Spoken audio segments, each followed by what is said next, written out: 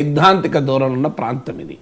మీరు ఇప్పుడు కేరళలో కమ్యూనిస్ట్ ఉద్యమం, తమిళనాడులో ద్రావిడ ఉద్యమాలు, ప్రజలందరినీ ఐక్యం చేసే ఉద్యమాలు, తెలంగాణలో తెలంగాణ ఉద్యమాలు, ఆంధ్రలో భాషాపరమైన అస్తిత్వము, ఇవన్నీ కూడా ప్రజల్ని మతం పేరిట డివైడ్ చేయవు, ప్రజల్ని ఐక్యం చేస్తాయి. ఇప్పుడు మీకు ఆంధ్రప్రదేశ్ తీసుకుంటే భాషాపరమైన అస్తిత్వం మతపరమైన అస్తిత్వాన్ని డామినేట్ చేస్తుంది. Linguistic identity dominates over religious identity.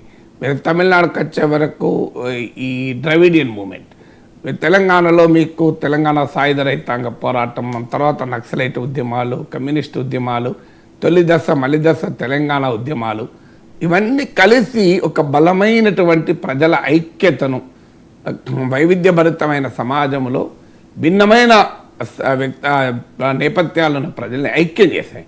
మతం పేరిట ఇక్కడ రాజకీయం చేయడంలో ఉండే సవాల్ ఇది. మీకు అందుకే తెలంగాణలో ఎంఐఎం లాంటి పొలిటికల్ ఫోర్సెస్ హిందుత్వ పాలిటిక్స్కి ఒక ఫెర్టైల్ గ్రౌండ్ ఇస్తుంది పొలిటికల్ పోలరైజేషన్కు.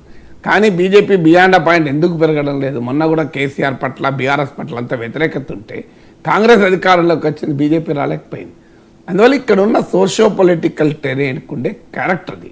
దీనికి తోడు అనేక రకాల సంఘ సంస్కరణ ఉద్యమాలు, ఇప్పుడు కేరళలో శ్రీనారాయణ గురు, కర్ణాటకలో బసవేశ్వరుడు, తమిళనాడులో పెరియార్, మీకు ఆంధ్రలో కూడా సంఘ సంస్కరణ ఉద్యమాల ప్రభావము, వీటి వల్ల ఏమవుతుందంటే ఈ మతం అనే అస్తిత్వం చుట్టూ ప్రజలంత సులభంగా అట్రాక్ట్ కారు.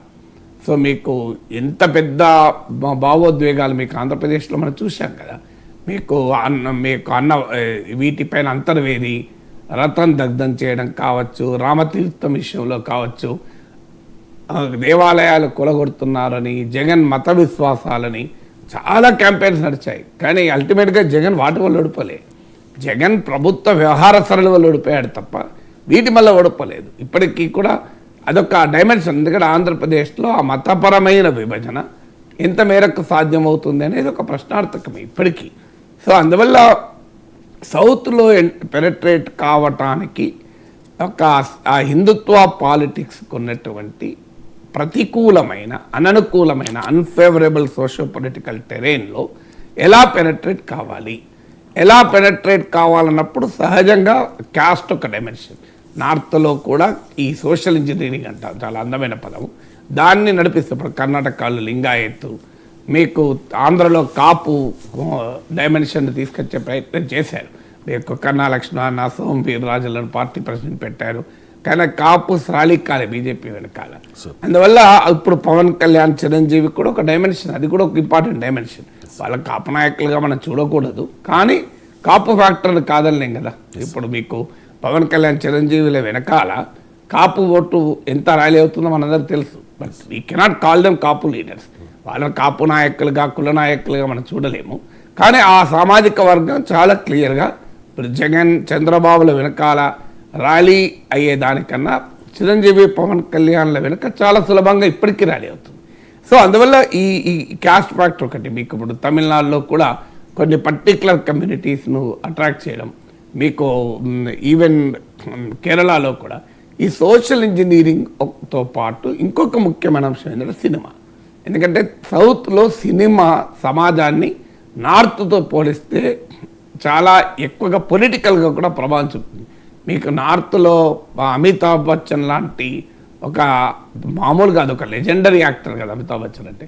కానీ మీకు అమితాబ్ బచ్చన్ కూడా పొలిటికల్గా పెద్ద ప్రభావం చూపలేకపోయాడు. ప్రభావం ఆంధ్ర మీకు సినిమా ప్రభావం ఉన్నదల్లా తన సౌత్లోనే, మీకు తమిళనాడు, ఆంధ్ర. సో అందువల్ల ఇక్కడ ఆ తమిళనాడులో మీకు రజనీకాంత్తో ప్రయత్నం చేశారు. మీరు గమనిస్తే రజనీకాంత్ వాస్తవంగా పాలిటిక్స్లో చేరితే సౌత్లో బీజేపీకి ఒక పెద్ద మిత్రపక్షం అయ్యేది. ఆంధ్రలో పవన్ కళ్యాణ్తో ఆల్రెడీ ఆ ప్రయత్నం ఉంది. తెలంగాణ మీకు జూనియర్ ఎన్టీఆర్తో కూడా అమిత్ షా సమావేశం అయ్యారు. సో ఈ కాంటెక్స్ట్లో చిరంజీవి కనుక పార్టీ వైపు ఏ మేరకు సానుకూలంగా వచ్చినా బీజేపీ బ్రహ్మాండంగా ఆహ్వానిస్తుంది. కానీ ఫండమెంటల్ క్వశ్చన్ ఏంటంటే పవన్ కళ్యాణ్ జనసేన నాయకుడిగా ఉండగా చిరంజీవి వెళ్ళి బీజేపీకి నాయకత్వం వహిస్తాడా? ఇది ఒక పెద్ద క్వశ్చన్. తర్వాత చిరంజీవికి ప్రత్యక్ష రాజకీయాల పైన ప్యాషన్ లేదు. మీరు ఆయనే ఇదివరకు చెప్పాడు, నాకు సినిమాల పైన ఉన్న ఆసక్తి రాజకీయం పైన లేదు, మా తమ్ముడు పవన్ కళ్యాణ్కి ఉంది అని ఆయనే చెప్పాడు. అది రియాలిటీ కూడా. నాకు చిరంజీవి గురించి తెలిసిన ఎవరైనా చెప్తారు, సినిమాల పట్ల ఉన్న ప్యాషన్ ఆయనకు రాజకీయాల పట్ల లేదు. అందువల్ల ప్రత్యక్ష రాజకీయాలకు వచ్చి బీజేపీకి ఇప్పుడు నాయకత్వం వహించి ఆంధ్రప్రదేశ్లో